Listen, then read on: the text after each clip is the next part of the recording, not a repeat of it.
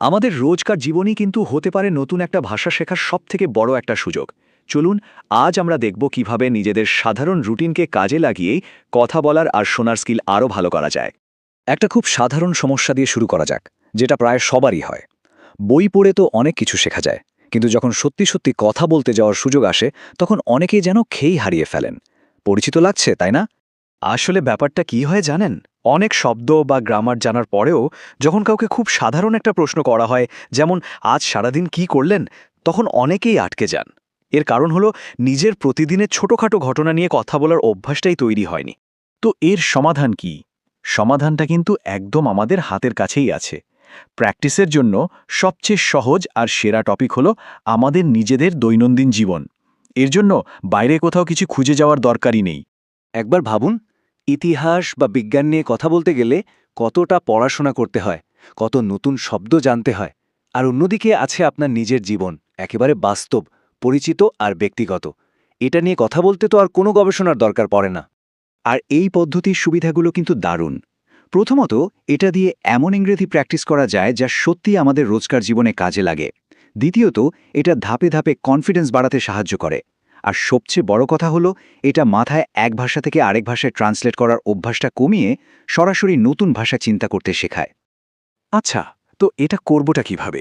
এর জন্য একটা চমৎকার কৌশল আছে, যাকে বলে শ্যাডোয়িং।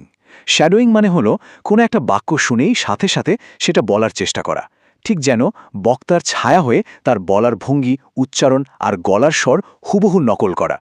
আর এই শ্যাডোয়িং প্র্যাকটিস করা কিন্তু ভীষণ সোজা। মাত্র ৩টা ধাপ। ১. একটা ছোট পরিষ্কার বাক্য মন দিয়ে শুনুন। ২. অডিওটা পজ করুন। আর ৩. ওই বাক্যটা নিজে জোরে জোরে রিপিট করুন। দেখলেন তো, একদম সহজ। চলুন এবার তাহলে থিওরি ছেড়ে সরাসরি প্র্যাকটিসে নামা যাক। আমরা শুরু করব আমাদের সকালের রুটিন দিয়ে। দিনের শুরুটা কিন্তু নতুন কিছু অনুশীলনের জন্য একটা দারুণ সময়। শুরু করার জন্য একটা খুব সাধারণ বাক্য ভাবুন। যেমন আপনি বলতে পারেন, আমি সাধারণত সকাল 7টায় ঘুম থেকে উঠি। ইংরেজিতে এটা হবে, I usually wake up at 7। অথবা যদি আরেকটু অন্যভাবে বলতে চান, কখনো কখনো আমি একটু আগে উঠি। ইংরেজিতে sometimes I wake up earlier around 6:30। এরপর ধরুন, বাথরুমে গিয়ে দাঁত মাজার কথা বলবেন। যেমন, আমি বাথরুমে গিয়ে দাঁত মাজি। আমি ধীরে ধীরে 2 মিনিট ধরে দাঁত মাজি। এটাকে ইংরেজিতে বলতে পারেন, I walk to the bathroom and brush my teeth. I brush slowly and carefully for 2 minutes. আর সকালের নাস্তা বলতে পারেন, এরপর আমি রান্নাঘরে গিয়ে নাস্তা তৈরি করি।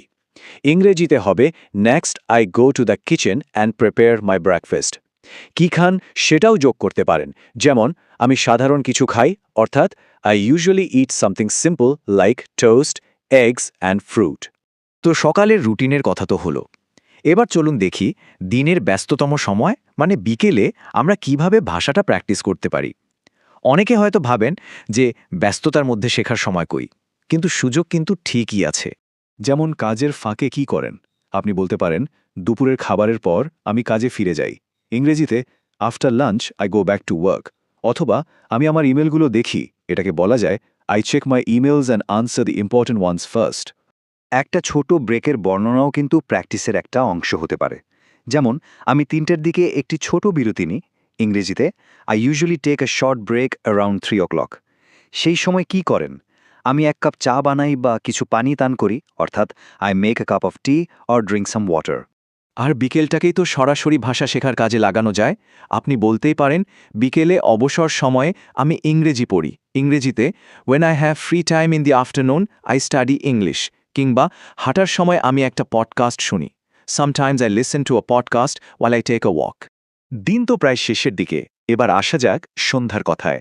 এই সময়টা কিন্তু শুধু আরাম করার জন্য নয়, সারাদিনের অভিজ্ঞতা নিয়ে কথা বলার আর প্র্যাকটিস করার জন্য একটা দারুণ সুযোগ। ধরুন, বাড়ি ফেরার মুহূর্তটা বর্ণনা করবেন। এভাবে বলতে পারেন, আমি সন্ধ্যায় 6টায় বাড়ি ফিরি। ইংরেজিতে I come home at 6 in the evening.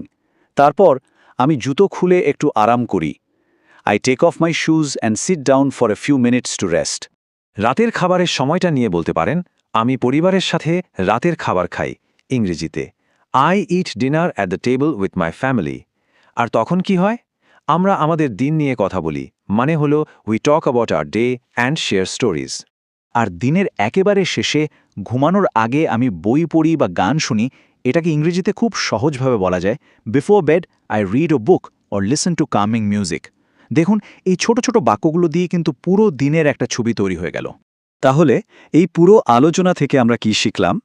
সবচেয়ে জরুরি বিষয় হলো আমাদের প্রতিদিনের এই ছোট ছোট কাজগুলোকেই একটা নিয়মিত শেখার অভ্যাসে বদলে ফেলা।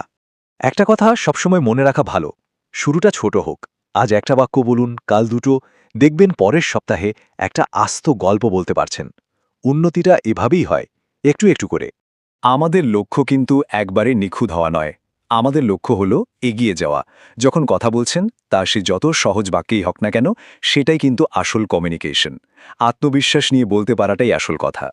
শেষ করার আগে একটা প্রশ্ন রেখে যাই, শুধু দিনের বর্ণনা দেওয়াই নয়, আর কোন কোন দৈনন্দিন অভ্যাসকে এভাবে ভাষা শেখার সুযোগে বদলে ফেলা যায় বলে মনে হয়, একবার ভেবে দেখবেন।